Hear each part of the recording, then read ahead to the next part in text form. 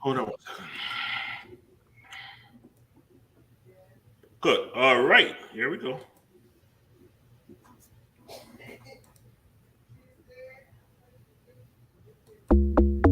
My name is Abina Johnson, and this is Focus on Liberia. Hit it! From Cape Mount to Cape Palmer, Mount Nimba to Atlantic Ocean, Obomi Hills to Pocondre, to educate, elevate, and promote.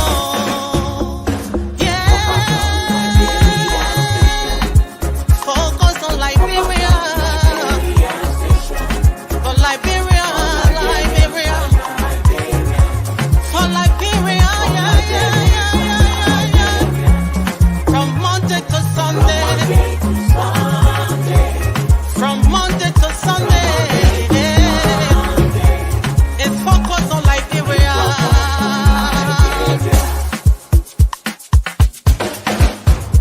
Talk about home affairs. Hey, in diaspora, current affairs, hey, reliable information, history, talking about culture, yeah, politics, education, entertainment. Business, sports, advertisement, articulation. Focus on Liberia. Focus on Liberia. Focus on Liberia. From Monday to Sunday. Focus on. At Focus on Liberia, we discuss everything Liberia, from education to politics, arts and culture, entertainment, agriculture, history, religion, family, and technology. Focus on Liberia uncovers and showcases the best of Liberia and shows the world the truth about Liberia. We educate, elevate, and promote all things Liberia. We conduct interviews, panel discussions, debates, and more. Tune in to Focus on Liberia on Facebook and YouTube and be a part of the stories that make up the news. This is Focus on Liberia, and I am. Hello, everybody. Welcome to Focus on Liberia on Point. It is Sunday. It's 4 o'clock on the East Coast. It's 3:15 here in Minnesota. And you know it's your favorite program. As usual, we have our usual panelists today. Mr. Eastman, how are you doing out there on the East Coast, sir? Hey, Mike, we're doing okay. Of course, our heart still back home. We're wishing the best for our country. Hopefully, our conversation will take root and positively affect our people in our country. Awesome. Thank you so much. Mr. Towell, how are you doing there in the Southwest, sir? Oh, I'm in the Southwest. I didn't know that. I didn't know I was in the Southwest that long. Yeah, I'm doing good. The weather is nice here today, so I'm just glad to be on this program this evening. Yes, Towell is Texas. You're in Texas, right? Yeah. Man, it's South. But that's in the West. That's the South. All right. Mr. Morris, how are you doing here? How are you doing in the beautiful state of Minnesota? Yeah, I just got one song to sing for you. Score, Vikings, score. Shout out to our Minnesota Vikings. Vikings defeated Brock Purdy in the San Francisco 49ers. Yeah, I'm surprised myself. 2-0. Let's keep going. We got one quarterback who's injured out for the season. We seem to be winning so far. So go for the Vikings. But it's always good to be on, Mr. Paramore. Let's have a good show. All right, great, guys, and hopefully we'll have a couple of other people here joining us as we go along. There's been a lot happening in Liberia this week. The president, as you know, last week the president returned. There's been a lot of talk about all the money he was bringing from China. There's also been a lot of talk concerning the fingering of the budget, and so there's a lot going on in our country, Liberia. This week, we saw several things, off of which we were able to poke three items away from there, and hopefully, we're going to be able to discuss those three items. The first one, of course, is that the mighty CDC received a court order to vacate the premises of its headquarters and to turn it over to its rightful owner. So that was one of the things that came up. It's stirring the nation. We also saw the resurfacing of Augustin Ngafwa, and as finance minister. He was both during Ellen. He was finance and foreign minister, and he's been placed back at the finance ministry. We saw the early exit of Buema Kamara from there, and Ngafwa is back. A lot of my Unity Party folks are excited. They feel that Ngafwa is going to be the one to lead them to the promised land. Others have their doubts. So we will begin there. How about we begin at the finance ministry? Mr. Morris, what's your take on Augustin Ngafwa? Look, thank you, Mr. Palmer. I'm going to echo those same sentiments from the United Party, partisans in terms of their enthusiasm for former finance and then foreign minister, Ngafwa. I think, for me, I think he's capable. I think he's well learned in the things of finance, but the entire bureaucracy that is the finance ministry and the effectiveness of those guys actually transforming and efficiently allocating money to have our government run efficiently. I think it's a Herculean task, and if anybody could do it, Ngafwa could. Let's not forget that he was the finance minister under Ellen, where you had a lot more quote unquote competent people, and you have a more competent, boss at the top of Ellen Johnson, who've had a lot of experience working in the international scene. And I think the fact that he got a promotion, most people don't know this, but from being finance minister to being foreign minister is a promotion. As we say in the South, he became the doyen of the cabinet, right? The leader of the cabinet. Yes. The cabinet, so that was a promotion for him, a big promotion. The finance minister is very, very, very important. Some people argue he's probably the third most important person in the executive, if you want to argue that. But really, I think he's a financial wizard. I keep using that word. People don't like it. I would say financial genius.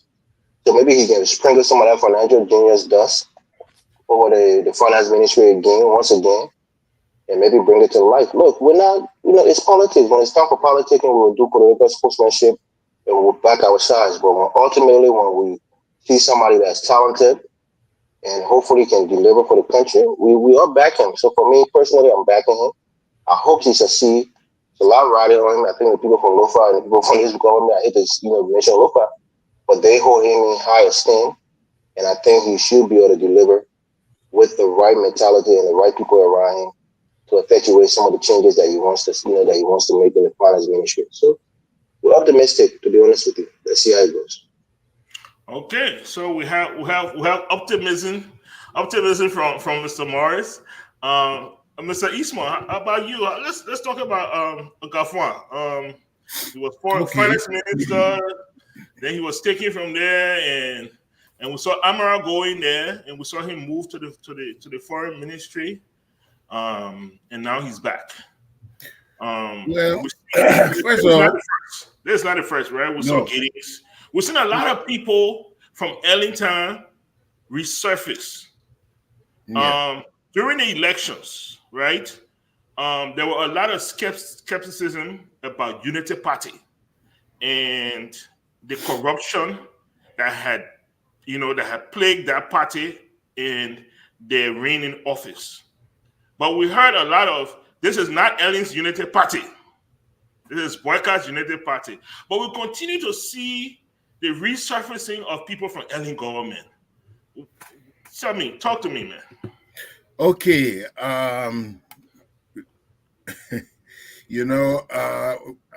This is what we expected, because a lot of people might have thought that President Barker would have brought in his own kind of, his own originality, whereby you will see different personnel, different members. And we are clearly seeing people of the Ellen era in the forefront here. Gaffwan, an intelligent young man, but he's also a protege of Ellen Johnson. Initially, she had sought to import all the expertise. She went after Dr. Saye and many other experts, Liberian experts around the world, and she had to lure them with high, extravagant salaries compared to local salaries. But that's she wanted to bring them. And then what we saw after the first term, that she decided to go locally, bringing in Gaffwan, bringing in Kone. Yep. Started going with more local talent. That what she should have done in the beginning. You should have groomed the local talent. And those who want to come and make sacrifice for the country, they should come. But anyway, so these are the young, smart fellas. But just like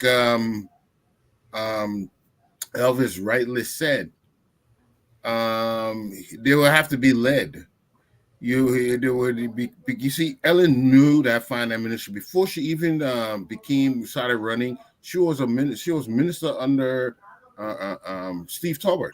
She was a finance minister under Steve Tolbert. She knows that ministry, so she knew how to groom anybody that went there because she knew that ministry.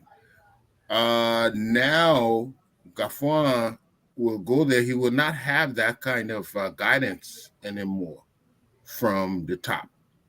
He will have to make his own ways. So after seeing that, but what does he face? We've been seeing a series of budget shortfall over the years. He's going to have to find a way to meet the goals and objectives of that budget.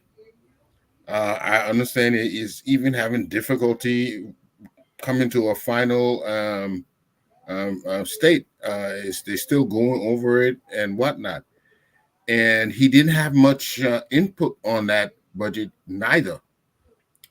So he will be taking over somebody's else's projection, and that will in itself will be challenging. And with the world, global economy as it is, and Liberia struggling to build up the economy, he has quite a task ahead of him. And he will have to do it alone because, like I said, he doesn't have Ellen in there to guide him, somebody who was versed in international finance and country building. After she left Liberia, she went and did another job with the UN the IMF. Yeah, IMF. Yeah. So this is somebody who knows finance, and so when you have that kind of person guiding you, bringing you up, it's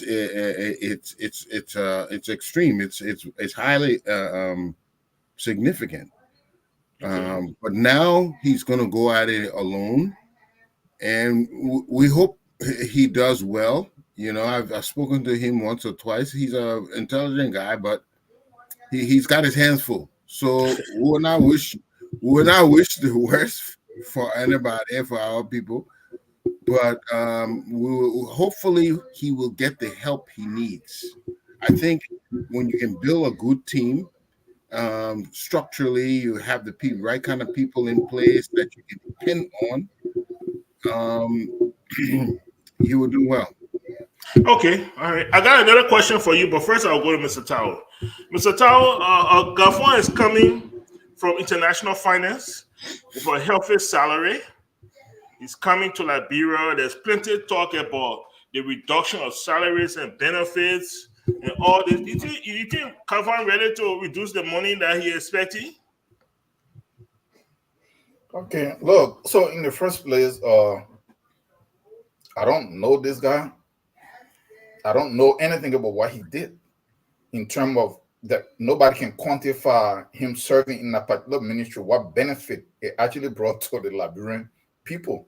And even mentioning Ellen as some kind of financial wizard, the lady is a failure. She's the one that strangulated the country like that with all the very, very high salaries. When she needed to commit all kinds of corruption, she was bribing the legislature. She kept raising their salary for her to be able to get these fake concessions to go through. And she's the one that have the country to where it is now. The failure of Ellen Johnson's leadership and the people that are on her, like the Gafwan, because they are part of the same group. I'm not talking about him specifically as a person, what he did, but them as a collective and the Amerikaners. This is where we are. I was saying this stuff from 2006, 2007, when all of this stuff was going on, when they were flying people out of this place, and I have a bunch of friends that were going and the kind of stuff, and I was asking, where does Liberia get the money from to sustain these kind of salaries? I remember when I was contacted to LPRC, $15,000, even though I was making more than that here, but that was not even the issue because it was going to be cheaper there in Liberia. But when I started looking at everything, I said, what is it that I'm going to be doing for which I need to make this money? They told me, friends that was at PRC, and they told me I was stupid. I said, no, it's okay.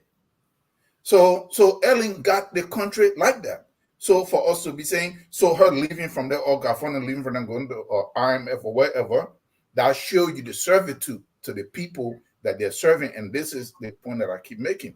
People that are from the international arena, unless they are going to go and work in a system that have a very strong institutional structure that can actually guide them, they're always going to be, their interest and all their whole mindset is going to be aligned with the multinational areas that they come from. Okay, so why is it that when a finance minister is removed or retired or maybe removed in China, why doesn't the IMF call them to hire them from Iran, from other places? I'm just giving names. You know why? Because the people are coming from independent countries with that, when they operate with us serving the interests of the IMF, of Paris Club, of all of these places. So that's why you see the reward. You see, but look, so I just wanted to just point that out. Mr. Morris, you can shake your head, but the evidence is there. Mr. Morris, you have your turn, sir. You have your turn. Go ahead, the thing here is that because you have been so propagandized in a way that anything about the West that they point out immediately, you're ready. You are telling me that I should love my enemy or more than myself and more than my people. This is one thing that we have to get. We sit here every day. We want to figure out how Liberia can move forward, but we don't want to actually point out where the root of the problem is. You can't find solution if the foundation on which you're operating, if it is messed up. Okay, so this guy, fun guy, is coming there. He went to where African Development Bank. Is that where he's coming from? I believe so. Okay, so African Development Bank is an extension of the IMF and the World Bank. So just know that it doesn't belong to Africa. You have to go and look at the history on how it was created. Okay, so all he was doing, working for IMF and World Bank interest. That's just it. They're not going to hire you there if you're serving your country as finance minister and you're working the interests of your country. This is the reality. But what does the finance minister really, what is he really supposed to do? Having said that, what is he really supposed to do? So he's coming there, people are happy. But the system in which he's coming, okay, so is the finance minister supposed to magically make some money appear? There is no money. Liberia, there is a lot of money, but the way in which the system is set, there is no money because All the money is in the hands of the legislature, the executive, and all these so-called agencies. They already paid themselves almost 90% or more of the money. What is he really going to do? Mr. Powell, let me just respond to Mr. Powell, please. I want to ask Mr. Towell something. Yeah, so now that he's coming from quote unquote a system, don't you think that he can help bring that system to the government and to Ministry of Finance? The system that he's coming from, it's a private multilateral predatory lending system. So that system run completely different from how country run. But you talk actually that system. Yeah, no, right? That system run based on making profit, based on drawing up contractual loan agreements that are predatory to weak countries. Running your country, is completely different. Why there's some good things he could bring from there? Listen, now why there's some good things he could bring from there, right? Yeah. But how is he going to implement it? Okay, so what is Liberia's problem right now?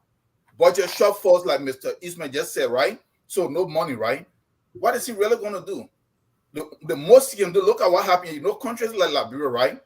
Based on how you look at it, it is either very easy to run Liberia or it's very difficult to run Liberia. It's very easy to run Liberia if you just look at it and you just go and take loan, because that is what everybody's doing, as if the presidents are doing anything special. That is what Ellen did. They sat there, they just took a bunch of loan. They didn't do anything special. So somebody wanted to call them financial genius. They didn't grow the economy or anything. They just borrowed a bunch of money. George Weah came in, he did the same thing. Waka came in, he's doing the same thing. So if under those conditions, guess what? Then it's very easy. You go ahead, you have something, you promise that you can come take this area, come and take the port. You don't have to pay tax for 40 years, give for 50,000, so 50 million, so we can pocket some and pay some little salary. Hey, look, come here, take what The family, let me push back, please. Then it's very easy to run the country, right? But if you're actually trying to run the country in a way where you benefit the interests of the country and the people, then it becomes very difficult because you can't make this kind of deal. But look, let me just wrap up. In his case, there is nothing he can really do, even if he was a great guy that knew all of this stuff to be able to implement it. Look at what happened here. What will help him as a finance minister if he knew everything on how to allocate resources, right? There is nothing. It's in the hands of the legislature and the executive and all these people. So, like somebody said on one of the shows I was watching, I think Eastman and other guys were there. They need to put a referendum on the ballot for something. Let the people, because since the House itself is not going to agree, the judges, the judiciary will not agree, the executive will not agree. If Waka or any leader was going to be honest, force some referendum, let them cut those salaries. Yeah, my brother, we are not going anywhere if those salaries stay that high and the benefits stay that high and living expense and gasoline, all the resource. What is Gafan going to do? Even if he was just that good, the most he can do, like you're saying, is to go back to ADF, African Development Bank, and say, you know what? Hey, I was here. We need some loan, and they just give more loan. That's it. Okay. All right. Mr. Morris, let's hear from you. All right. The reason I was shaking my head is not because of some of the things you were saying, but just one thing in particular. When you talk about why countries like Liberia, their foreign finance ministers, 1 second. Okay. So I'll go to Mr. Eastman. I'm back. Are you back? 1 second. Are you back? Yeah, I'm back. Okay. Yeah, Go ahead. Yeah. So a poor country like Liberia with barely any private sector, when you have people who are considered talented, they see greener pastures in the international arena. When you compare it with China, China has a private sector, quote unquote, even though they have a communist government, but they have a capitalistic, economic system there. So for foreign minister, former finance minister, if they even call them finance minister in China, can go into the private sector and do very well. Same thing with most developed nations. Even Nigeria, for example, they have a pretty, a decently thriving private sector as compared to Liberia. So when you see Gafan, these other guys going to the World Bank, they're not going there because they're being, they're giving them some kind of favor. They actually have the expertise and they're performing. Gafan had a pretty decent position in the African Development Bank. the likes of Amara Conan had a very decent position at the World Bank. You know, Anthony Sayer had a very high position at the IMF, right? So these are people who, when they leave, they tend to thrive in organized and effective organization. Liberia is a dysfunctional bureaucracy. But why can't you bring that back to the country, man? What I'm saying is, what I'm saying is the country itself, you're only as good as the sum of your parts. So you put all of the people that are working underneath you, and when you put everything together, you get an average. If you go into a highly skilled work environment where you have a lot of people that have high degrees and high experiences, you're probably going to succeed because the people around you are going to pull together and give you that, you know, that success that you need and be effective. When you go to Liberia, you got to do all the heavy lifting. And for most people, they're not athletes. They can't hold the world up, the financial world of Liberia up by themselves. They need other competent people that will buttress their efforts to be effective and to get the Liberian people where they need to be in terms of the financial situation in the country. So I don't blame these guys because the evidence has proven that they thrive in other places.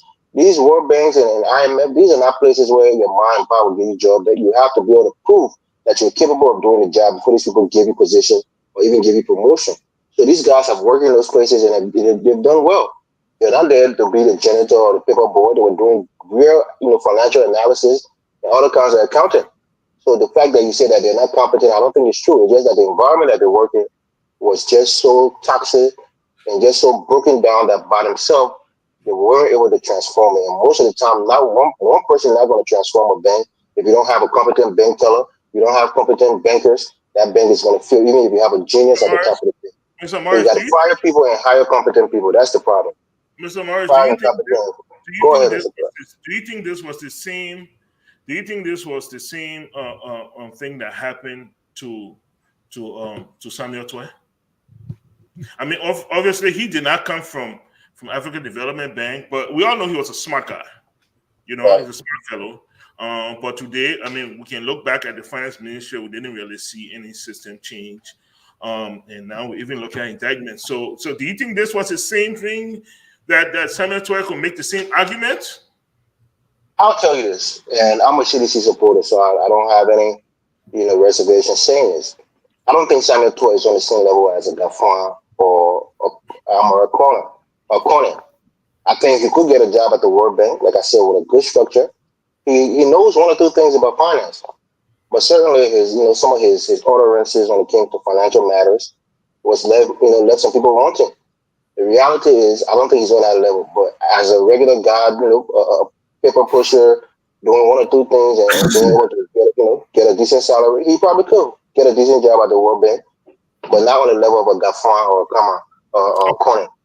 So most of these guys, they work in Liberia, and they either become very corrupt or they try to fight a losing battle that they can never win because the other people underneath them are just not competent enough to do some of the heavy lifting that they're trying to do at the time. That's just the reality of it. All right, Mr. Pablo. Yes, sir. 30 seconds. Can I just put something in context real quick? Just real quick. You finish using 10 seconds already. Go ahead. No. Okay, so look at what happened here. I never said here that Gafon that he's not competent. That is not what I said. I never ever said that. I said I don't know anything of him. I don't know anything about his accomplishment. And when he was there, I don't know anything that he did that was any different that changed something. That don't mean the person is not competent. It could still be that he worked in a system that just couldn't allow him to express himself, right? That's fair enough.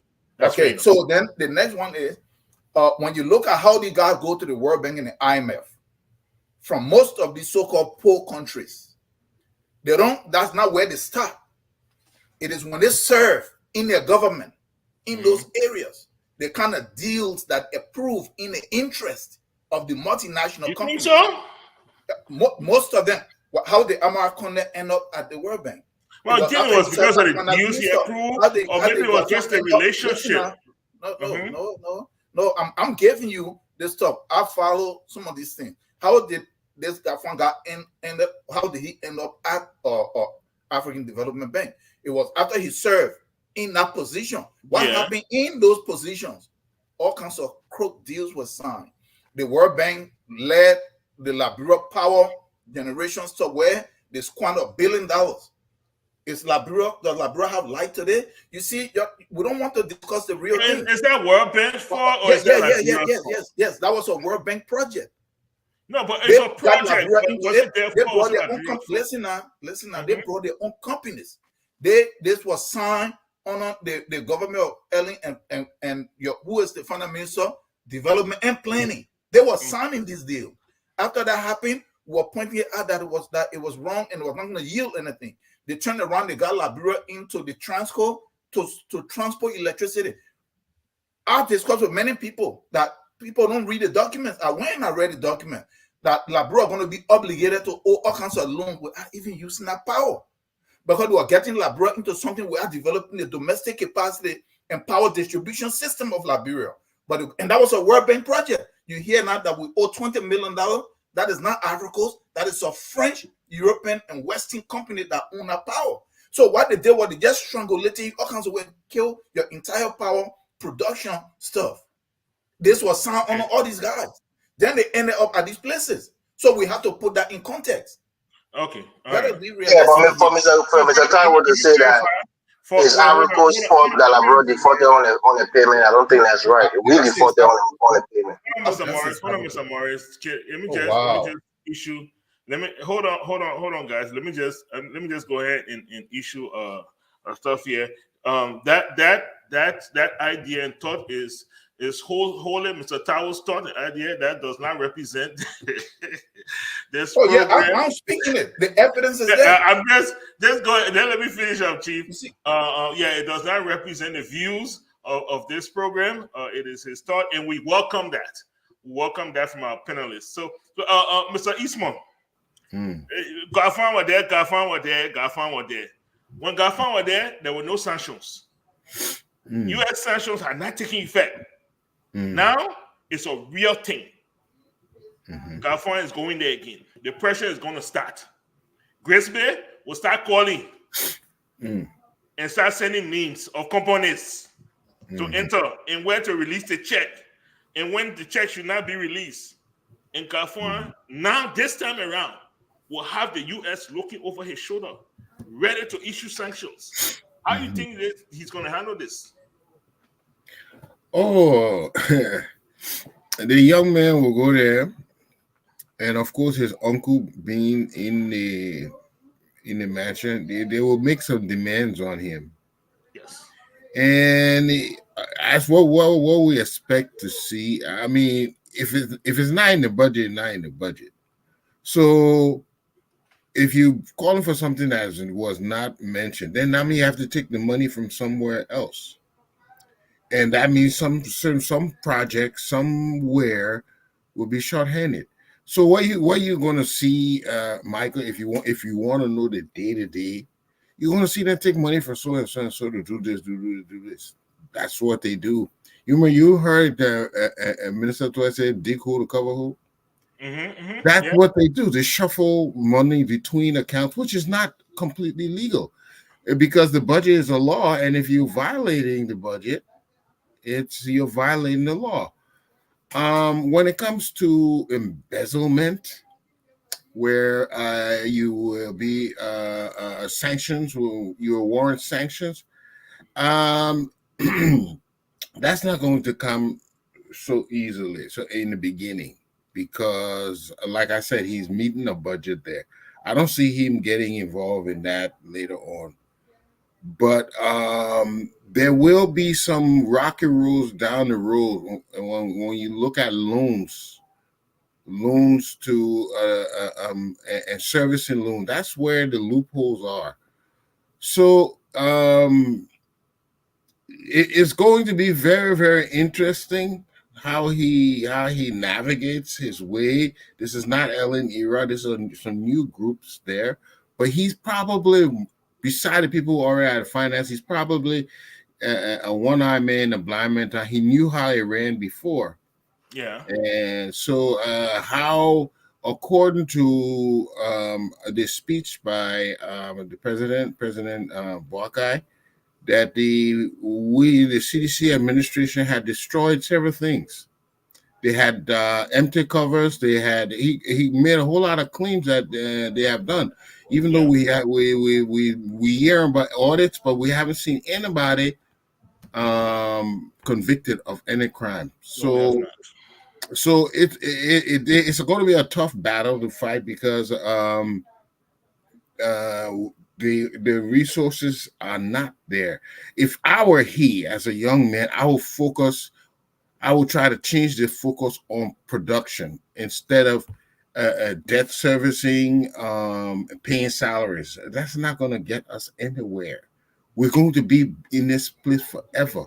With all our resources, any little money is supposed to be headed toward production, but then it has to be constructive, and you have to be monitoring. You have to be taking statistics on it so that it pans out. We don't want to. We're too poor right now to lose money, so we need to be very careful how we lose money, and we got to be measuring every step we take, so we take the right steps.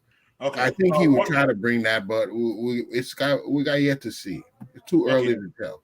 So one last question across the board to each and everybody before we move on to the next topic is Galfan a plus to the Joseph Boakai administration, or is it a seem so, or is it a negative, Mr. Eastman?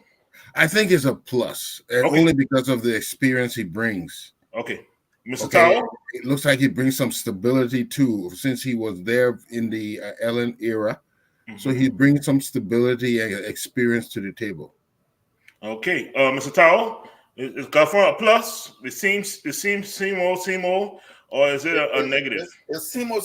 These are the same guys that run the government that tie the country up, and the country is what it is. Okay. Who knows his accomplishment?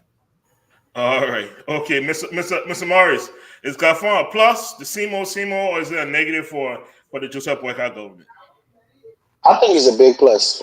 I think the president has confidence in him, and I think he's going to give him all the necessary power to do the work of the finance minister. So I think it's a plus for that government. All right. Thank you so much. For me, I will tell you this. I don't believe Galfan is going to last more than a year in that position. I think by this time next year, Galfan will either be out or on his way out. I do not believe that Galfan will risk his future and falling under sanctions with this corrupt government. I think he will take an exit. He will put his foot down and refuse to do certain things. And because of that, I think those corrupt people in the government will start to push him out. And they will start to push the old man to replace him. I believe that's what's going to happen. Mr. Padma, where is this sanction? I keep hearing sanctions. Is Liberia on a sanction? No, the individual sanctions. Yeah, but individual sanctions, these are just coercion to be able to manipulate and control a government. Well, you can call it that, but here's the thing, though. Samuel Tuer was placed under sanctions, right? And because of that, Samuel Tuer is not going to get a job at the African Development Bank. It's just not going to happen, or the IMF. Yeah. But that has to let us know.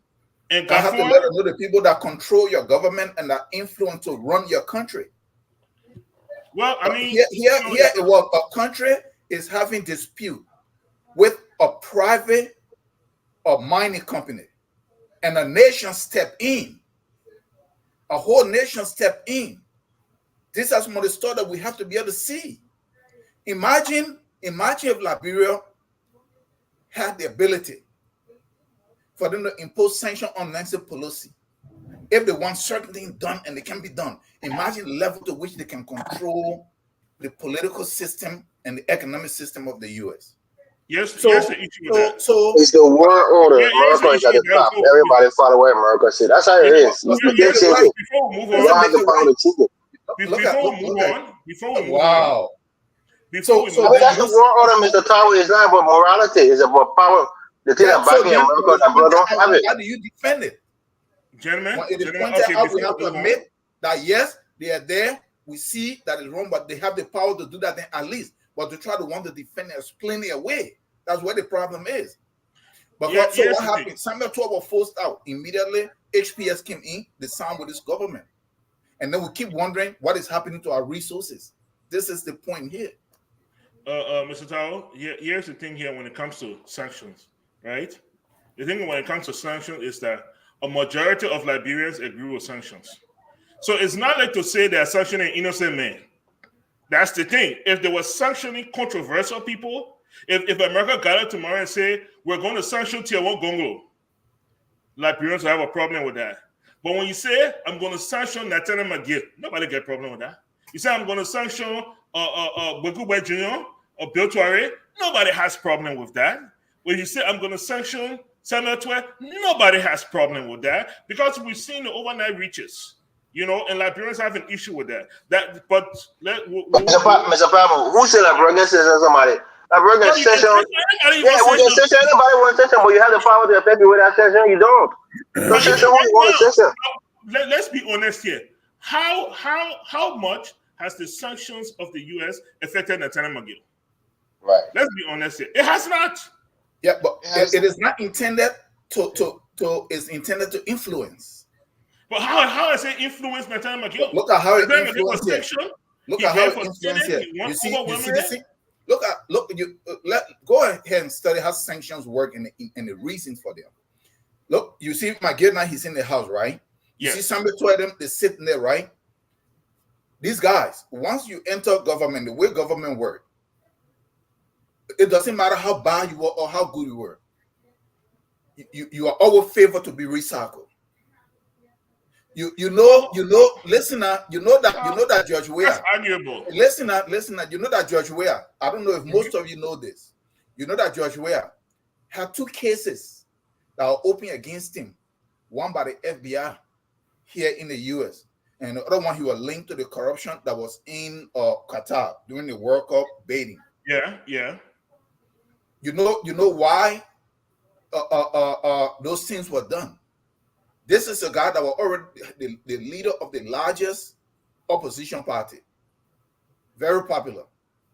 The U.S. did not have interest to want to arrest him and investment in New Jersey because they met him there and they think he was linked with some other trial to want to think he was associated with credit card fraud or anything.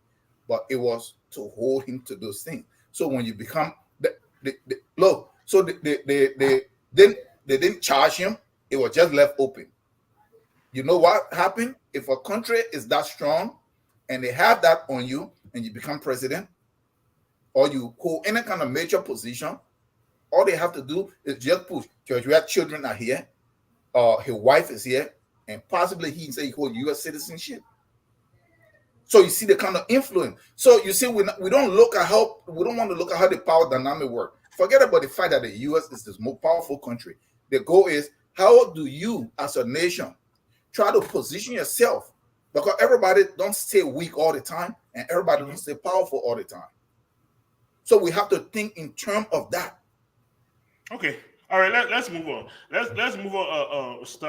To our second topic of the day. We were all watching as the United Party several years ago was taken to court because they had inhabited the property of the McLean family and had not paid their bills. They were taken to court. They were found guilty. They were put on a payment plan. And when they did not go through with the payment plan, they were subsequently evicted or issued an eviction notice from the premises. And in the dark of night, they stole away.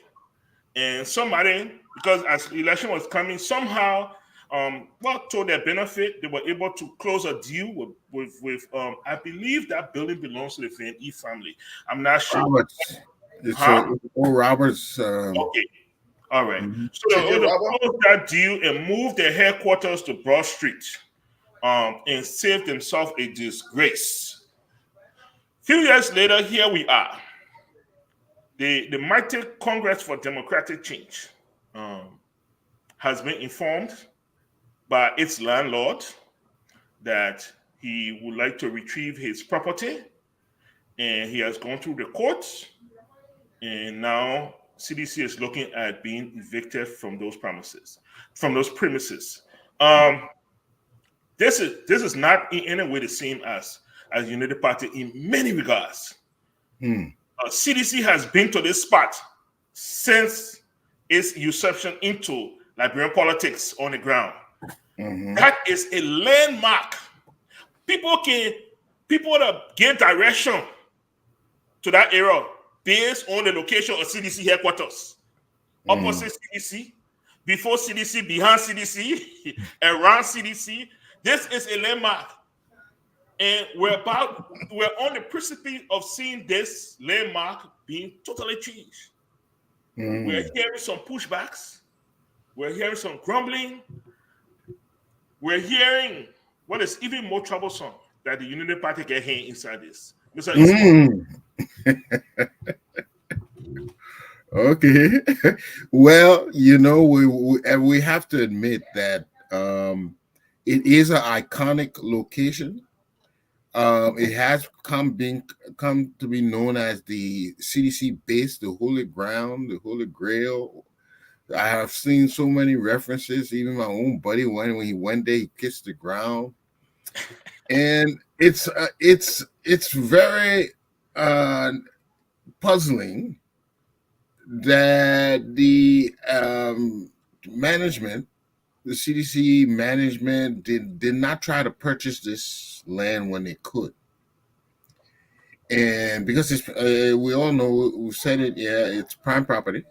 And now that you're not in power, you see, I believe part of this thing was not, it was because they didn't know they would have lost power at this time.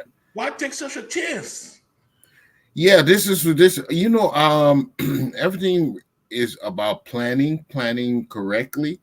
And if you see our country, okay, I'm not going to the war. War destroyed the country, but how much planning are we doing now? Or how constructive is our planning? Are we planning for 5 years, 20 years, 50 years from now?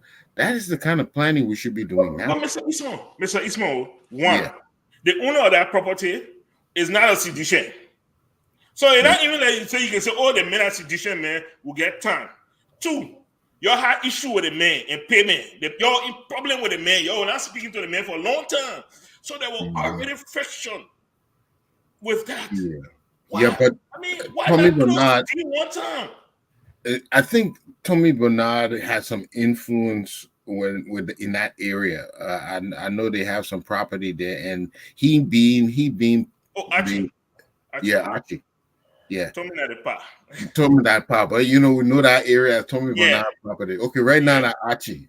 Archie. So he been having some influence with this, and he still has property there.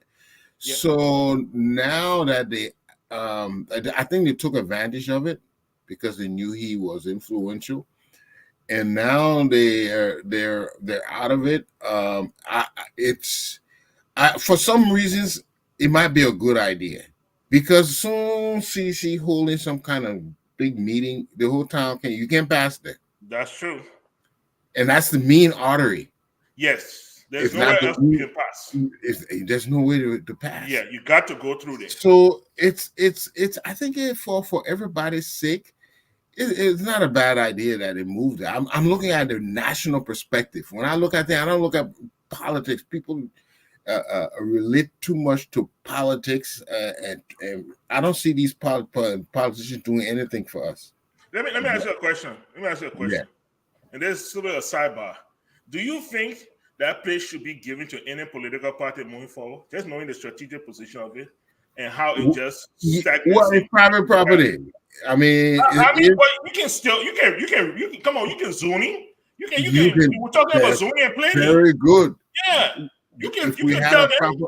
Yeah, you could do zoning. I don't know how properly our zoning has been carried out in recent years, but yes, it's not a good place because it can disrupt traffic. Yeah, and it's so easily. So I think for all intents and purposes, I think that if they find a better place, like I think they were talking about FE Shortcut or other places there, it will be all right, you know. All right. I think they should even take it further than that. I think they should take that thing out of the city. To be honest with you, really. But you know, the present United Party had their headquarters on Broad Street. So if we're looking for zoning, we'll not find it from over there. They'll be the first people out. Yeah, right on Broad Street. Yes, yeah. I don't know why anybody would allow them to do that. But anyway, here we are. Mr. Tao, I'll save Mr. Morris for late. Mr. Tao, you see a man of a particular age, so you know that area. Tommy Bernard died right to that corner. I don't know if many people remember that. That was Tommy Bernard had an accident and died. After that, Archie Bernard developed a part of that area and placed a Yes Transport headquarters in the 80s. That's what Yes Transport was. I remember that as a kid. Yes, there you go. And now, after the war, we've seen the merger of CDC, and that place being CDC headquarters. They say so fast it turned to one word: CDC headquarters. But that's what we are. I asked Mr. Ismail a question, and the diplomat he is, he dodged that question, and I'm bringing it back to me. The influence of United Party in all of this. What do you think? Okay, so look at what happened here. First, it's possible that the present government could be influential in it or play a part in it, right? But in order for somebody to influence something, there have to be some kind of something there for them to work with, right? So if CDC neglected to pay, if they neglected to negotiate, if they neglected to secure the place, and then the men were already fighting with them, but they were in government, they had influence over the court. So maybe the court really didn't want to look at it. So now that United Party is in power, guess what? Maybe the court is now more favorable. So in that light, I would say yes, but it's difficult for me to actually blame the United Party unless there was nothing at all. And then the United Party is trying to find something to create. But there was something that even when they were in power. But look, this is what I would want to really say. To what Mr. Eastman said, you know, I was in Liberia when the whole campaign thing was going on in 2017. And I was on 17th Street. That is where I was stopping.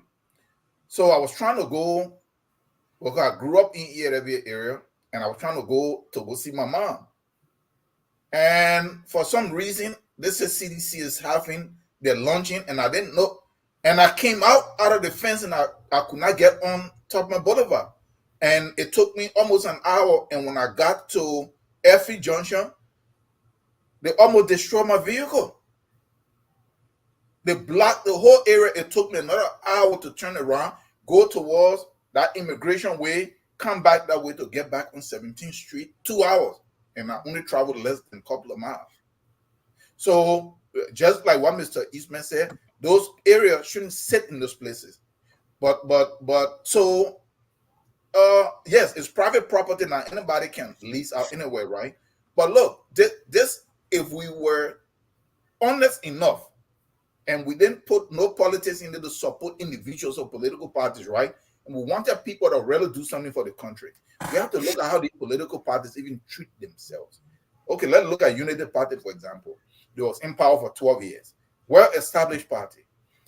Why couldn't they secure a piece of land and build a headquarters that actually really belonged to the party? Like the way some people could debate it, but let's just say the way that TWP did it, right? Even though it's in dispute, they secure an area to build their party headquarters. But the reason the guys can do it, because they have no commitment to even the party. So they can't even secure the home of the party. So CDC was in power all this time. There was dispute. They had all kinds of money. There was land all over the place. Why couldn't they just get somewhere? Can we relate that? Can we relate that to United Party are in power for 12 years? They're still renting. Right now. They're renting. That is the point I just made. What this tells you here is that the guys can't even commit to even the party itself, to even develop a home, a stable home for the party. So imagine, how do you depend on them for them to even commit to the country, to even stabilize the country and develop the country? See that? So if they can't even secure their own party to commit to and create a stable home, 12 years Unity Party was in power, and they left, they went on Broad Street to go lease another place. It's the same thing. So if we look at this, this is the problem that we're having. We have political parties that have no interest even in the party. The party is just a vehicle that they use. So that is why the moment election is over or they lose, most of them start fleeing to different parties and all this stuff, trying to position themselves. For the very first time, Mr. Tao, from the beginning of what you said all the way to the end, I agree with everything. I agree with everything you just said. Real Sense Pro here is asking concerning headquarters in the suburbs. I would say two things, Real Sense Pro. The first thing is that I'm old enough to remember when they decided to build SKD in Pinsville. Now remember, before SKD, the stadium we had was ATS and were in the heart of the city. And so many people said, oh, nobody will ever go Pinsville to go watch football game. And that was not true. That turned out to be a complete lie. People, that play will be packed. I remember Ghana versus Liberia. The play was packed. People were fainting. They were carrying people out. So that is not the case. I was so small. I was a Peking. That was the first time I was on TV. Because it was so packed, the stadium broke. The fence people, the fence broke. That they let us in and we sat around the track. Sat down on the floor, on the grass around the feet. Yes. Those are the days. But the second thing is that we're also talking about zoning. Okay, if you can't put a structure where you expect to bring thousands of people together in an area that's going to block traffic. Those things need to be kept in the suburbs, because there's space. It doesn't stop the flow of activity. So that's why I think it will be a great idea to zone those things. If you're building a structure, they're going to ask you, that place there will limit the number of people that come in there. In America, if you go to a hall, every hall gets a certain number. It's a fire code, it's a safety code, it's a zoning code. They will tell you, you want to rent a place for your wedding? You say, yeah. They say, only 250 people can come inside here. Try and invite 251 and see if they shut your wedding down. These are the systems that Mr. Tao. So instead of George, we are building all those condominium on that highway on that 15 acres. He should have set up the party headquarters. Wait. We're not crying more than the bereaved. We'll come and get the Elvis. Okay, Mr. Morris. Hollow ground, the sycamore tree. Is sedition that in that spot? Now the CDC looking at losing that spot. Let me tell you, Mr. Patmore, you know this, but I think you perhaps choose to obfuscate this fact. Martha Bernard, who worked in the Ellen government, had a pretty influential position in that government, is the sister of Archibald Bernard. Yes. Their family members were in that family who had equity in that company. Not in the company, but in that property. In the property. So Archibald Bernard does not solely own the property. He didn't own it. So, go ahead. Yeah. Mm-hmm. So they are paying rent to the Bernard family, not to one individual, but multiple members of that family who get a piece of the money. I think they pay over $4 million. Each person got like $300,000 over the years that CDC has been there. Mm-hmm. So the reality is that now that the Unity Party is in power, Archibald Bernard, who was influential, I think was the president's legal counsel during President Riaz's term, very influential and could keep CDC in that place by his influence. And let's not forget, CDC was not delinquent in their payment. This is not why they're removing them. The reason they say they want to remove them is because they want to develop the property, quote unquote, into a hotel or some kind of, You don't have to give a reason, right? Right, but I'm telling you that it's not because CDC was delinquent in their payment, unlike Unity Party who were delinquent and couldn't pay their bills. CDC occupied that space for over the last, almost 20 years. They've been in that same spot, when in power and when out of power. So it might be a political ploy because there are people on the other side now who are influential in this United Party government and can put their thumb on the scale and have judges to evict CDC simply because they want to develop the property. Like you said, it was a strategic point. CDC definitely had the advantage during the election when it came to gathering and the crowd size, and they shut the city down. That's a big thing that political party like to do. Even though it's not good for the economy, but it's a braggadocious thing to say we shut the whole city down. Nothing was moving. When CDC stepping, nobody going in. So again, it's not your power house, it's not your my house. Political institution is don't belong to one person. So for you to just think that a political institution can go build a headquarters, I mean, I don't know. It's not something that we've really seen in Liberia since the days of the True Week Party. And right now, what is the headquarters of the True Week Party? Anyway, was it an EJ building they used to use as the headquarters? It's an EJ building. Yeah. Now, who own the EJ building? Is it a True Week Party that own it? Of course not. So usually, it's all saying where political institution can build a building, and that building is owned by the political institution itself. It's something that I think is almost foreign to Liberian politics because people don't know how to give an institution a property.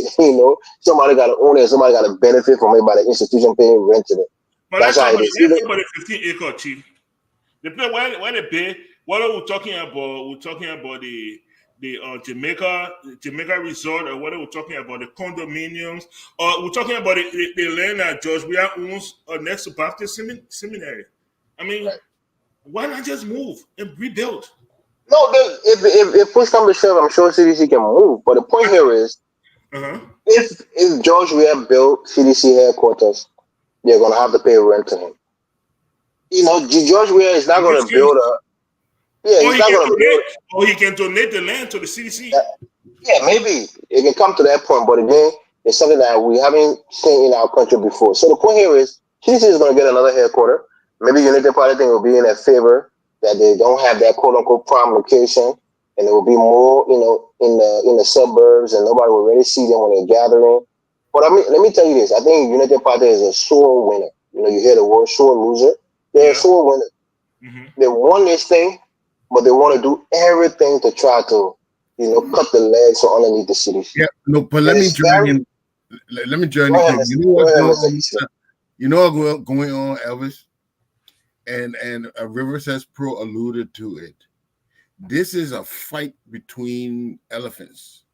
Yeah. They are going after the CDC because they know they are the only formidable party that can move them from power. It's all about power. So even though they've won, they know that CDC can come back and that CDC will try to come back. So what they are doing now is do everything they can to cripple their chances of coming back. So yeah, this is a power fight, and we've just seen the beginning of it. I hope the Liberians, just like Mr. Tahoe always saying, I hope the Liberian people open their eyes and see and don't be tribalistic. When I say tribalistic, if you for UP, then I vote for you. If you for CDC, then don't vote like that, but vote for Liberia. Vote for yourself and the future of your children. But the way things going, it's just two big political parties fighting each other right now. Well, Mr. Eastman, let me just say this: during the CDC time, were there any attack against the United Party political institution by the CDC? Yes. The eviction was not done by the CDC. No, but it was there was some underhand dealings by the CDC, but it wasn't. Look, let's be honest. The CDC was not. The CDC did not see United Party as that great of a threat. United Party sees CDC as that great of a threat, an immediate threat. And I think CDC missed that when it came to United Party. And that's the point I'm trying to make to you is exactly that. Whether you think so or not, but President Weah, with all his flaws and all the things that he had, he definitely was not trying to take down the United Party or any other political institution. He wasn't trying to do that. You're absolutely right. Honestly, you're not going to pay for the paper battery. And the first place. No, we may pay for the battery time. Nobody talking to you. Mr. Morris, do you know why? Do you know why they didn't take them down? or they didn't try to take them down. I should say. America are going to threaten the session now. No, I don't think that's really it. You have to remember this. George Weah himself, he said it. He really didn't care about being president. He just he could be. He was supported. I was in Liberia when Ellen, pretty much when she had internal fight within her party with Vani Sherman. That's his name, Sherman. Yeah, Vani Sherman and Boakadem and this guy. So she started taking. I was in Liberia. She started taking George Weah, that was the opposition to her. Like about 4 or 5 months, she employed him as some peace ambassador, bringing the great ground, introducing him to the public and to the international community. So here it is. I'm trying to tell you something here. Now here it is that because these are some of the missed opportunities that we're talking about, and I think it was the CDC. They were naive, right? The leader, he didn't see this. He didn't know that the power didn't go like this. Right? Oh, so, because the man's a Democrat. He's not somebody that wants to squash independent, opposition political parties. Mr. Morris, I don't think that's just it. So this lady brought him to power, right? Okay, now after Ellen pushed him to come to power, that's still Ellen's party. All these people are still there. He missed this stuff. He didn't have to touch Ellen if he didn't want to, but he could have audited, dealt with other people to weaken them because Ellen was not coming back. But that's the political vision we are speaking against. We'll never be in favor of that. We'll never advocate for you to go against other people to weaken them. That's political vision. No, we are talking about people that actually really committed corruption. Well, you said to weaken them. You just use the word to weaken them. Don't do that. Motives are important. If you're doing something to weaken somebody politically, then that's a witch hunt. No, if the person actually have a reason, if they stole. If they're giving you a reason, you can find any kind of reason, Mr. Tower. If you want to find a reason, you can even indict a ham sandwich, like they say in America. Any kind of reason. So now this is why the city people are complaining. What up the Blacker group or want to wish on them or not, or intend to wish on them, just the fact that the possible financial crime against the state. So then guess what? That speed up the destruction, the weakening of the CDC base. Okay. And I think George, we are there. We missed that. Okay, Mr. Eastman, do you think George Weah did not purposefully target Unity Party because he was just a loving guy? No. You know, I honestly believe that after beating, I went there. Let me give you my experience. I went there shortly after the election. Okay. And CDC had overwhelmed the city. Mm-hmm. It was, people guided me when I got there, or how I should behave myself, But Unity Party was completely defeated. So he overlooked them. He didn't see the perpetuity of the CDC. He wasn't looking at that. I think he was only looking at how he will reign. But he should have been looking at that because it wouldn't have arrested his second term. He would have been, he should have considered them an arch rival, so that he would be able to secure his second term. But he overlooked them. Think about it now, Mr. Eastman. Yeah. Let's look at it from their point of view. The first thing is that he flogged them. He didn't squeak by. No, they squeaked by. He flogged it. The second thing, he flogged an old man. Whoever thought Boyka was going to kind of run against 6 years? No. Nobody thought that. They thought the party was done. And there was infighting. Ellen one side, Joseph Boyka and people on the other side. They at one point they tried to kick her out of the party. Yes. I mean, if they had held a rally, not more than 10 persons were going to show up there. I mean, come on, he didn't have any reason. That's one. That's one. But the major reason, like when they come to audit and stuff on the corruption side, because they intended to repeat the same thing, hoping that they would not be touched. Yeah. Well, okay. All right, so that's it. Where Roses Pro, when they level, he had to die. One of the Chinese soldiers, he had to die. So he mentioned on here concerning he attempted to relate political party structures and headquarters in Liberia to what happened in Chicago with the Democratic. So he missed it. Milwaukee was the Republican convention, Chief. The Democratic convention was in Chicago. Here's the thing. I don't think there's anything wrong with a political party in a heat of an election cycle going to ATS. That is a single event.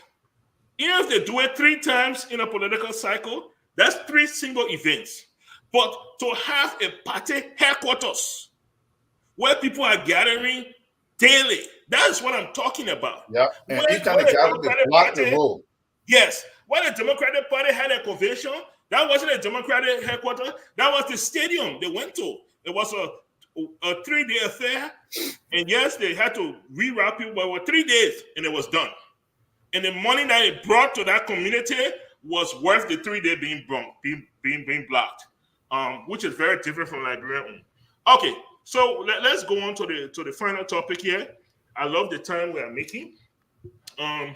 So the final one here is recently, I believe it was 2 days ago, President Boyka launched the restated and amended PFM Act, basically that triggers revenue sharing with local government. It says local government. What exactly does local government mean? I'm not sure yet. And how is this going to be done? I'm not sure yet. How the structure is going to be made, I'm not sure yet. But there's a lot of people that are very excited about this. And Mr. Ismail, where do you stand? Well, if we look at this as a step toward decentralization, where we giving the municipalities, we're giving the county governments more leverage to determine which projects they undertake and how best to invest in their counties and localities. So I think it's a positive idea because it will enable people to address their home. They don't have to be looking to Monrovia. They may even undertake projects on their own. They will be more encouraged to do some self-development as well. I see it good. But now, the question you asked is good. Even though this is an excellent thing, but how will it be done? How will it be structured? Because there are some counties that are endowed with more minerals, more resources than others. So how are you going to distribute that? How will that come about? And especially since we haven't developed the business area, private enterprise. We haven't developed that very well. So can these counties and these localities depend on where you live in Minnesota? They don't necessarily develop waiting for the government to divide money with them. They earn money from taxes on the businesses and all the other things they do. Yes. You see, so it's gonna be interesting. It can be done. And maybe we'll have to make some tweaks on. Sometimes, and I know, to Mr. Tao knows, sometimes when you come up with a plan and structure and you try, it doesn't work, you tweak it a little bit and bring it back until you have a perfect fit. So they're going to make some mistakes. It's going to be challenging in the beginning, but this is a step in the right direction. Definitely it is. Okay, let me now. One of the things that I was a little confused about is like you said, so some counties have more resources than others. So are we about to see this dynamic of counties becoming unequal? That is the $64 question, and in fact that question is in place. That will have to be addressed. I'm not sure how they plan to do it, but a lot of times, Mike, instead of going and trying to invent the wheel, this has been done before. Other countries have had similar challenges, and you read, you study how other people go about it. You don't have to do cookie cutter, do it exactly the same way they did, but it will give you an idea of how to address certain kind of issues, like the uneven distribution of the wealth in the country. How do we address it? How much do we give Bapalu, even though they got all the iron ore, as compared to maybe Mam County, Rivercess Pro? Shout out to Rivercess Pro.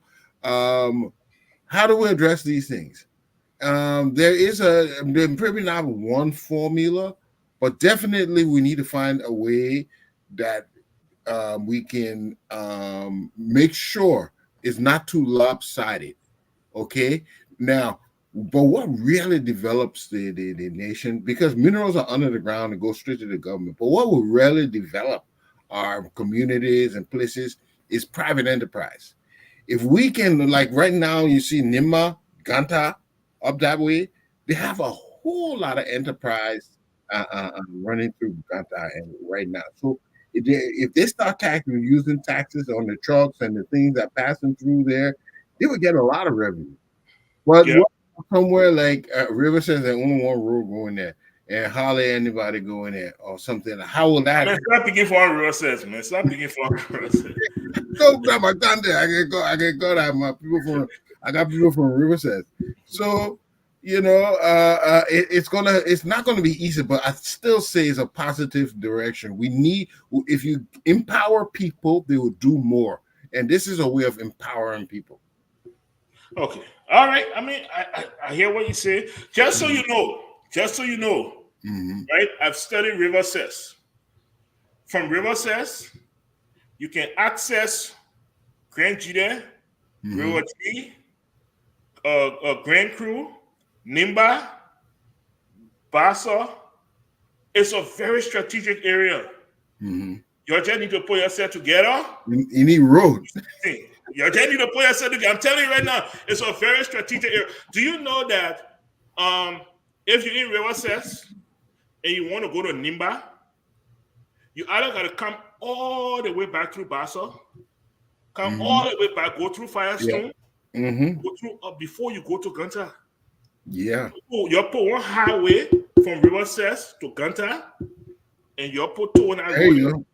That will do it. Money maker right there. Anyway, here we go. All right, Mr. Morris, you from where east? Where? And I saw east side they call it now. I get Eastern Liberia because well, let me tell you this, Mr. Pablo. Yes. This is a problem where we are a unitary state, not a federal state. Yes. We're a unitary state. Very important. So the fact that this is happening now is almost unconstitutional. And this is the unitary state. Usually the government, when we say we have local government, if you look at the United States where you have a federal system, where you have pretty much a shadow government in the state, where you have a governor who is serving almost as the president of that state, have a deputy governor and on down. In these counties, you have a superintendent who is a vassal for the president. Yes. He does what the president tells him to do. Unlike a federal system where those governors work in the interest of their state, they pretty much have almost autonomy in the state itself. You have state laws, state rights, but then you have the federal laws that supersedes that. That's not how the unitary system works. Direction comes from the president and those superintendents in those counties. They follow the instruction of the president. They serve at the will and pleasure of the president as well. So if you're going to take resources and quote unquote share with these counties, in theory, it sounds good. But just like you're saying, we know this government. There are going to be select counties that are going to benefit more. and not necessarily because they are like the Nimbas or the Grand Bassa who have huge concession agreements. I don't think Lofa have any major concession agreement, but I can guarantee you a lot of resources are going to be going to Nimba for development. That's one way to funnel money into your hometown, something that President Weah didn't want to do because people are going to say he's taking all the country money. What's so much in Grand Crew County that he's taking all the money there to go develop it? They don't produce anything. Nobody going there. He's sending all the money to Grand Crew. He ain't Beirut. They use that thing. Them if you do, them if you don't. Because he didn't go take $100 million and build a road from Grand Crew to Monrovia. They say he neglected Grand Crew. Had he done something like that, they would have said it's favoritism, it's tribalistic, he only cares about his people. So for me, ideally, it has to be unfair in a way for it to be fair. And what do I mean by this? Well, unitary government, the places that you need the most help to develop, you must take resources from other places that are well endowed in terms of concessions, like the Nimba and maybe the Grand Bassa, and funnel it into the less developed parts of the nation, which is mostly in the southeast, places like Bomi County, places like Bapu, like Mr. Easton was saying. You think that's going to happen? Probably not. The southeast is probably going to get mostly neglected because it's not their political base. Places like Bapu, maybe places like Bomi is going to see maybe a bump. Even Lofa is going to see a bump. Let me ask So you I think, yeah, go ahead. So that's the downside to this. Right. Can this be more of a motivating factor for counties in those areas to be more innovative and more productive, so that they get to keep more money? That's the issue, Mr. Pablo. The thing here is people think that people from the southeast, for example, in Grand Coup or even River says they're not innovative. They just sit down there. They don't want to do anything. There's a big difference. If Grand Coup can get a road there, if River says can get a road, like you're saying, a highway, if it's easy to pave a road from Monrovia or have a working seaport in Greenville County, where commerce can be booming and things can be very busy in that area. Economic, all of those things will spur economic growth. We understand that. But the road infrastructure, which the government is responsible for, has been neglected completely from that southeastern part of the country. So for economic growth to spur in that area, you need commerce. And roads are very, very much important for commerce. And that's the biggest thing that they're lacking. So if the government can take money from other places and really put it in that area and say, you know what, these guys are at a disadvantage because they lack the road infrastructure. Let's put the roads infrastructure there and try to give them a hand up. Well, unitary system, unless we want to say that the diaspora, Southeasterners should go there and build roads because the people from Nima went and built that road that leading from Pakaping all the way to Ganta. You think the people from Nima built that road? It was the government that built a road for them. Yeah, that's very more economic growth. So the point here is, it's not that these places are booming because the people in that place, they're the one that build all the infrastructure there. No, government builds infrastructure. So let's be fair to other places where maybe concession is not at a peak. Like take a Grand Coup for example. People are doing artisanal mining, other things. They don't have a big booming concession area where you have a ArcelorMittal or any kind of B mountain there that's doing any kind of concession work. So what are they? Are they just at the mercy because they don't have any kind of concession or natural resource that they can share revenue from?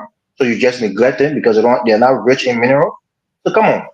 So I think there's going to be some unfairness that's going to happen here, and that's probably going to cause more division in the country if these guys don't do it right. Because people from more resource-rich country will complain that why are you sending our money to those people? You're taking our iron ore money, you're sending it to the other people on the other side. Our people are going to be benefiting from it. If you try to say, you know what, everything that you have in your country is what we're going to give to you, other countries are going to be left, isolated and desolate. So that's why it's a balancing act, and the president got to be very careful how he does it, because if he does it the way I think they're trying to do it, it's going to leave, especially the southeast places like Bomi County and Bapu, which I don't think they're going to neglect because those are part of their voting base. But the southeast in particular, since they see it as a political opposition location, they're probably going to neglect them even more, and that's going to spur real division. I mean, even turn into real hate. So hopefully he does it right, and those countries will benefit, and we can see some quote unquote fairness. Because in this very country, let me say one more thing. I mean, I've been talking too long. In this very country, there's certain states that produce a lot of wealth in this country, like Texas, for example. Yeah. Texas have, they produce a lot of oil wealth, and they pay tremendous taxes to the federal government. You think the federal government then take that tax money and send it back to Texas to develop Texas, or to develop other places and use that money for Mississippi and Alabama, who is already producing a lot of economic, so they can keep those states afloat? But you think the people in Texas are complaining that our oil rig money that we send in taxes, why are you not sending it back to build our schools better? You don't complain that, because they understand the federal system is going to disperse that money to places that need it the most, so that it can help those places to build up their economic capacity. And I hope that's the same idea President Barker is. I'll leave it there. Okay, all right. Thank you so much, Mr. Tao. So there's a couple of things here. The first thing is that we continue to see people vote in lawmakers that really not doing anything for them. Nothing at all. Time for election, they go divide small rest and more, they identify with them, they vote them in, then they go sit in Memorial and collect a huge fat salaries. With something like this coming into play, do you think that people will start to look to the lawmakers more and start to hold them accountable? Like, look at what's happening in the other country. Look what the other lawmakers doing, and you're not doing anything for us, so we're kicking you out. Are we going to see that? Okay. So look at what happened here. First, before you do something right, you have to have an example, a working example, right? Like I'm from design and manufacturing testing, and then like from point A to Z, right? We have an idea. Based on that idea, we discuss it. We put together all of this. How you call it? The critical pieces, and then we design. We design. Is look at, sent to fabrication, sent to testing to actually make sure it work. That become then all of the certifying agencies come in based on their codes. You test that. That's the prototype, right? Then the prototype that work. Then you mass produce. Liberia is claiming that they want to do something. Where is the prototype? Yeah, hello. Okay. Where is the prototype? Is the central government Monrovia working? What are they going to model this after? Because the idea sounds really good, actually, right? But what are they going to be modeling this after? The central government itself is not working right. There is no structure in place that making it actually work. Everything that is done is just one failure after the other, or what somebody will call mistake, or major corruption, and everything. There is an honor hand and there is a hidden hand, and everything and everything is failing. So what model are they going to take that they're going to replicate? So for me, it's not even about which country get which money, but you have to have the whole program designed based on a working model. Yeah. And you take that working model, and then so how they're going to determine, okay, let's just say a Bummy need to get 3 million. Why?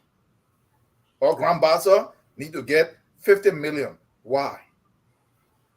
So the whole infrastructure in terms of lay things out and identifying what do you really need in Bummy for which you need to give them 3 million. Like Mr. Eastman said, and we say, what is the projection that you are looking at? What is it that Liberia is trying to accomplish with respect to the development model, right? So once you don't have that, because once you don't have that, for you to not, because this is what guide you to know now when you have this money allocated, how it's going to be used.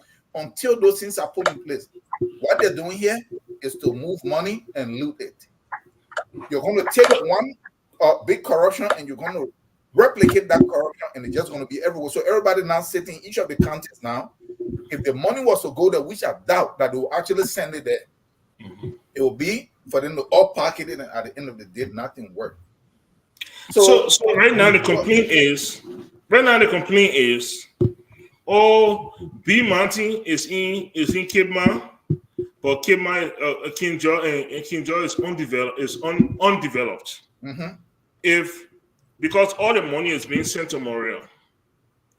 If Cape Mount were able to keep a certain percentage of that money, let's say 5%, or 10% of the money, then the Cape Mountainians could see better development in Cape Mount. That's the argument they are making. Yeah, that is the argument. No, but what that will lead to is that the people in Cape Mount the ones that are so-called in power, that are supposed to be the power brokers, will have more money available to them to loot. That is a reality. But if there was a working model, then based on the development projection of Cape Mount, that is how then you allocate that money over a certain period of time, adjusting for inflation, everything else, so that money don't just stay at 5 million. It continue to progress as more funding is needed to be able to develop those programs that you already allocated in the first 3 years. This is what we intend on accomplishing. You're not just going to go and build a football stadium. If you're going to build it, what do you intend?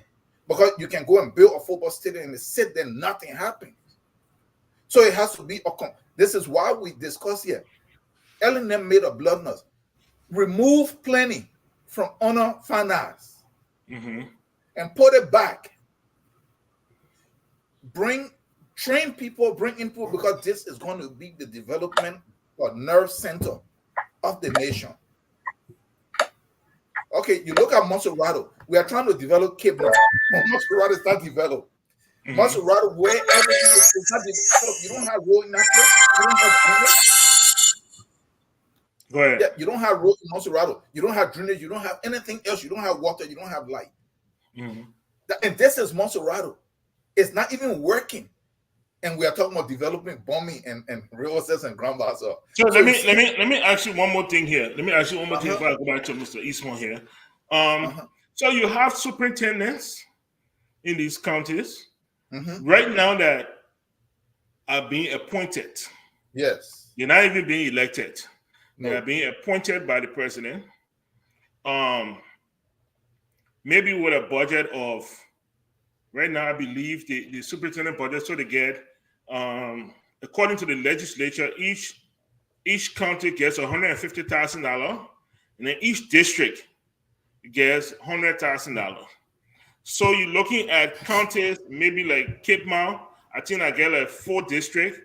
You're looking at maybe a $500,000 total, going from that kind of budget to millions of dollars that supposedly superintendent is going to be controlling. What are we to expect from such? So that is the point I'm making. So the superintendent. Let me finish up here. Yeah. Go ahead, Tao. Go ahead, Tao. Go ahead. Yeah, hello? Joe. Yeah. Go ahead. Yeah, hello? Okay. Is he being... Okay. Yeah, we hear you. Okay, so the superintendents are going to have access to 500,000. But what is this money supposed to be used for? Where is the development agenda or the financial layout on how the money is supposed to be applied?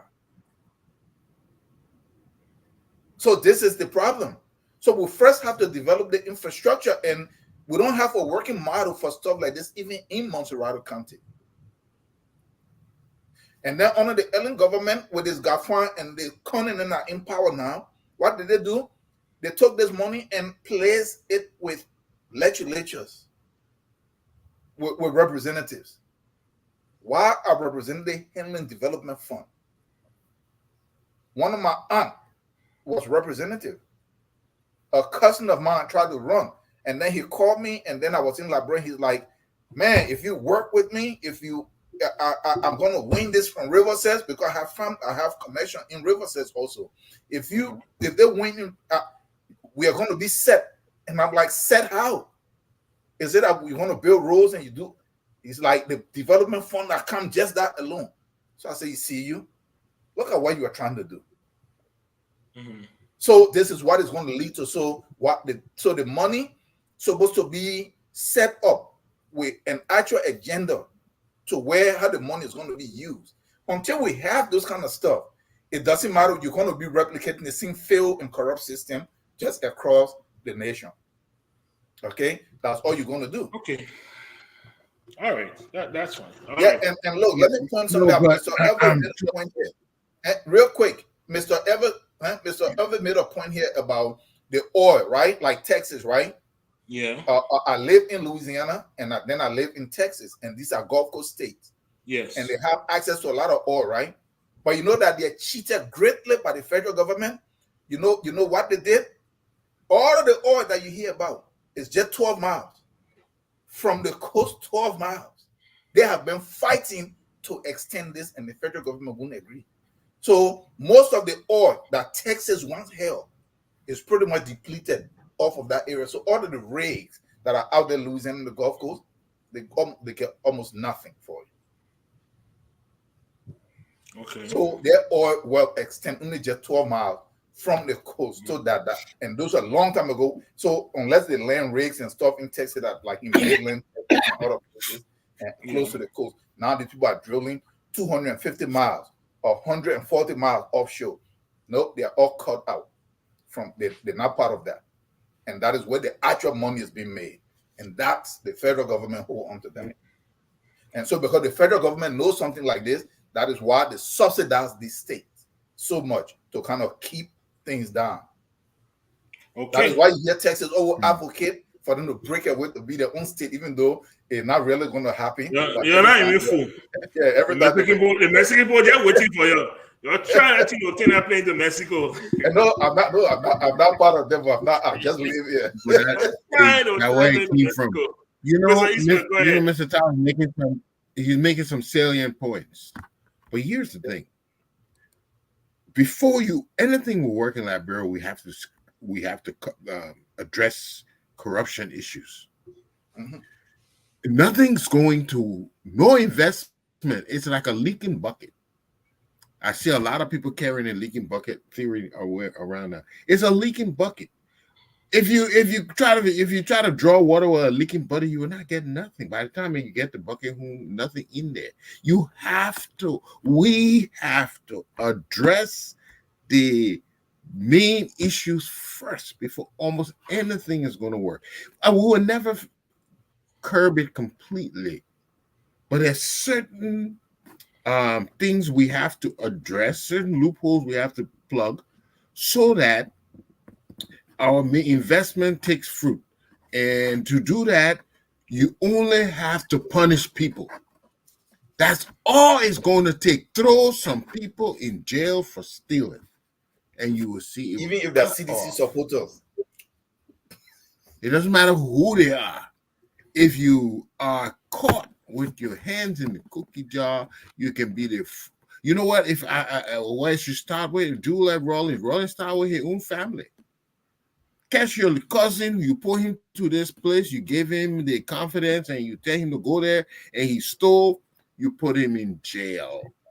You know, and I wouldn't go to the extreme because some Rollins had to execute some people. That's how you curb it.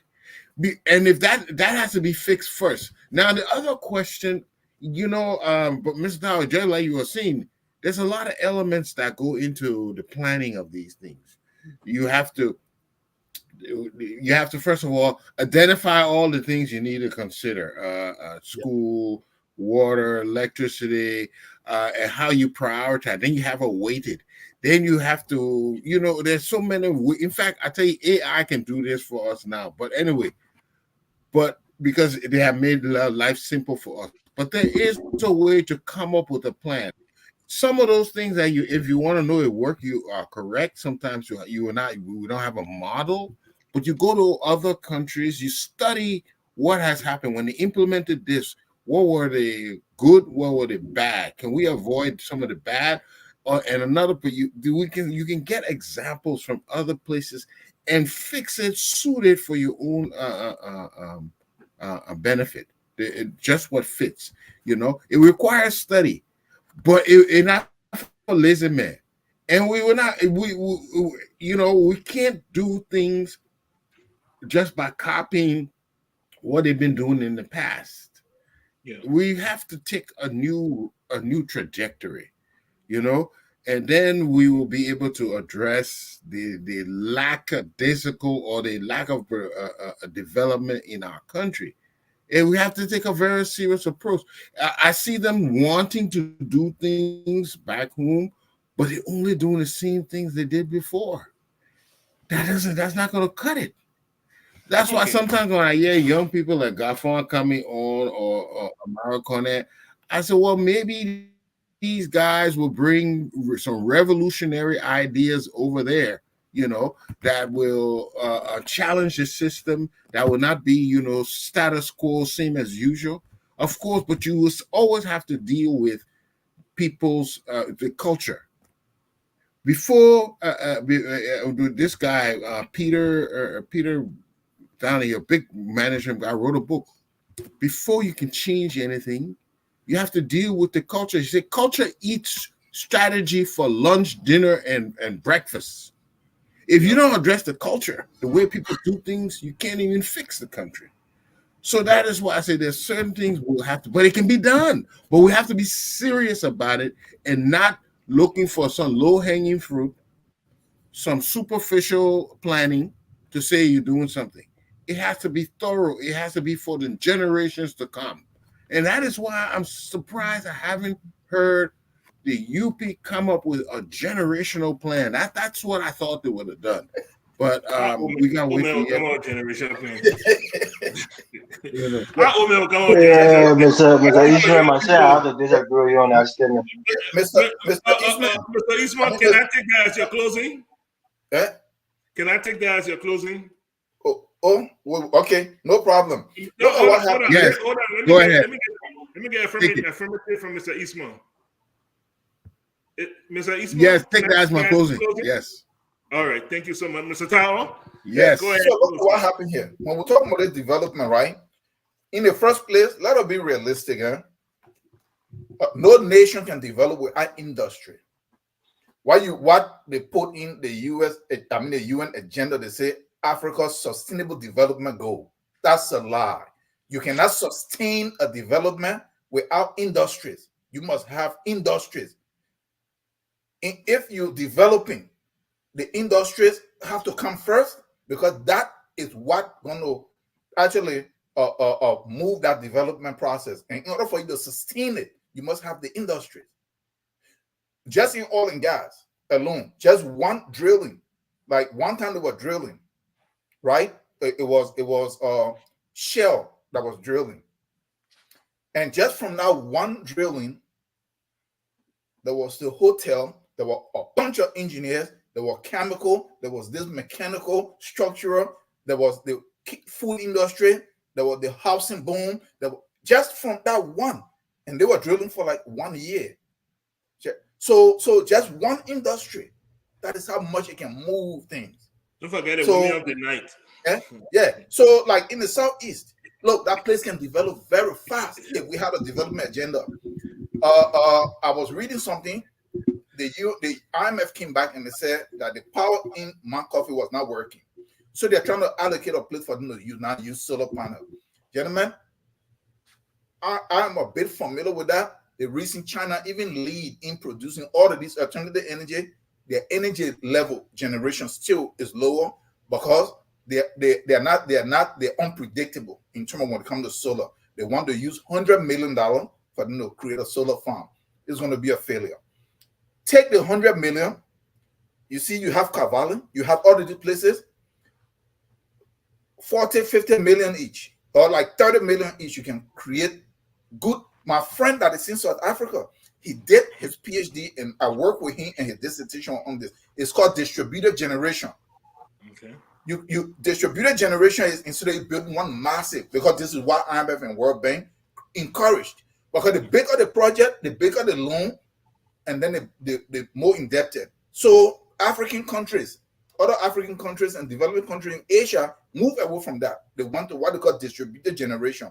What that means is you localize. Instead of you putting one store in Mount Coffee, you run the long way to Guinea and all of these places, you create the power station in River Says on that river.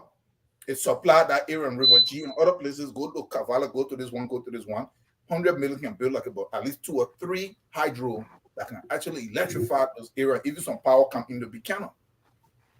Immediately, once you have power in that area, So instead of still trying to mess with the same man coffee, put another 100 million right there, light up that area.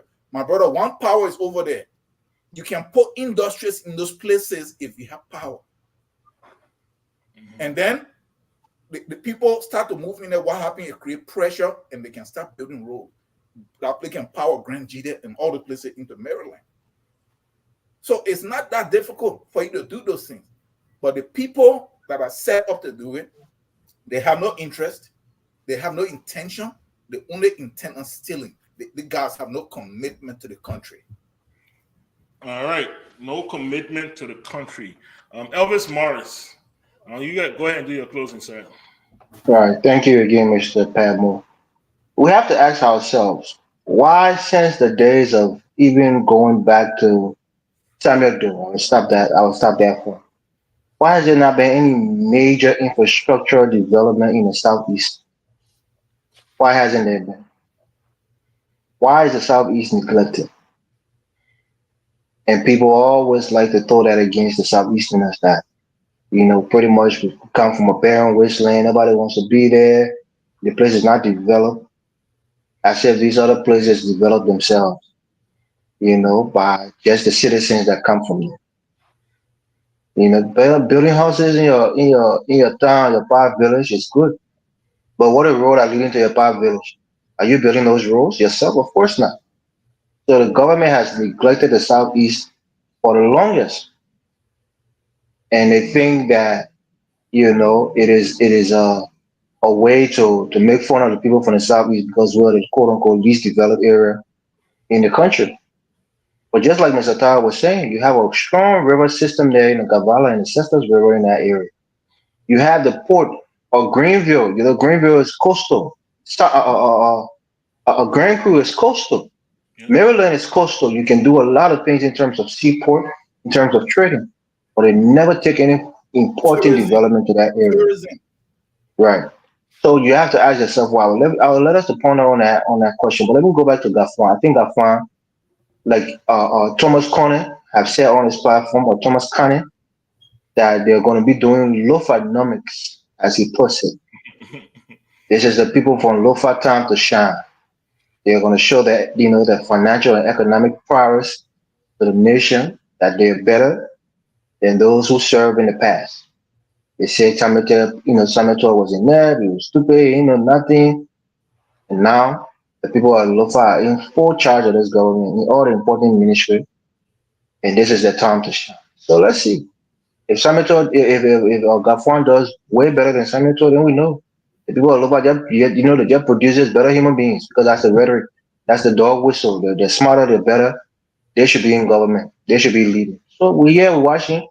Let's see how they do. If they do well, the Librarian will benefit. If they doesn't, if they don't do well, they will fall back in the same boat with the rest of the other librarians who have held power in our country.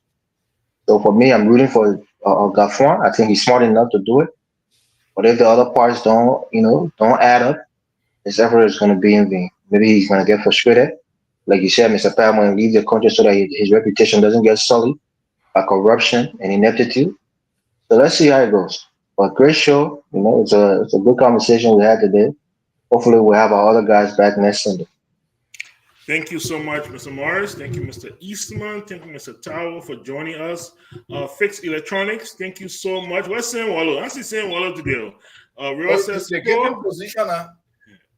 They get in position? They ain't getting in position. I'm not listening. The man boycotting the show. He said, "We talk about the $3 billion that get Joseph Boycott on Friday." Boycott the show. If anybody knows Sam Waller, please let Sam Waller know he is more than welcome to. We got one spot open. Kamara left, so he can kind of take Kamara place and defend the government. More than welcome to join us, where your views are respected and they will be heard. Ariwa says, Pro, thanks so much for joining us. We've been inviting him. He hasn't. Yeah, he does not. Yeah. He does not. We've been inviting man. He does not honor our invitation. Gentlemen, let me ask a question. Where is Kamara? That's a good question. It's hard to defend government. Does he talk to you guys like you're communicating anyway? Like he's in the chat room. He's in the chat. Yeah, he's didn't want to travel in the midst. He's taking a sabbatical again. You know. It's hot, Tao. Kamara, if you can hear me, come on, so we can work together. Let's defend the Pape. It's a hot team. It's a hot team. Yeah. Luis Sano, thanks for joining us. Emmanuel Broad, thanks for joining. I know, I think as River says that asked the question, which ministry is responsible for urban development? It should be It is the Ministry of Internal Affairs. Internal Affairs? Yes, the Ministry of Internal Affairs. They actually have a deputy minister for urban affairs, and they have an assistant minister by the name of Mark B. Jabate. Yeah, but is it for development? Urban affairs and development. Okay, you know, I lived in Ivory Coast. Yes. All the little small cities had local public works in those places. So when like roads and other stuff, they did those things. We don't have right now they have in the superintendent's office, they have something like that, but once again, it's not effective. But yeah, let me close really quick here. I just want to thank all you guys for joining us. We really appreciate it when you come on Sundays. We appreciate your time that you give us. We look forward to seeing you guys again next week Sunday. We're celebrating another annum here at Focus on Liberia. We want to celebrate with you guys who have been with us throughout the years and continue to be fans of these different shows that are on here. And we also want to celebrate our CEO and others who work behind the scenes diligently. Once again, this is not a for-profit. This is a non-for-profit. These shows are run out of the pockets of people in the slim contributions that are given. So we want to urge you, whenever you have that little $20 or $30, and you want to donate to Focus on Liberia, it is welcomed, and we appreciate it a lot. With that being said, I want to thank you all you guys for a great show. And gentlemen, I will see you guys next week, and I'll end with our theme song. We are Liberia. Liberia is our home. Liberia people. Liberia, Liberia, oh. Liberia, Liberia.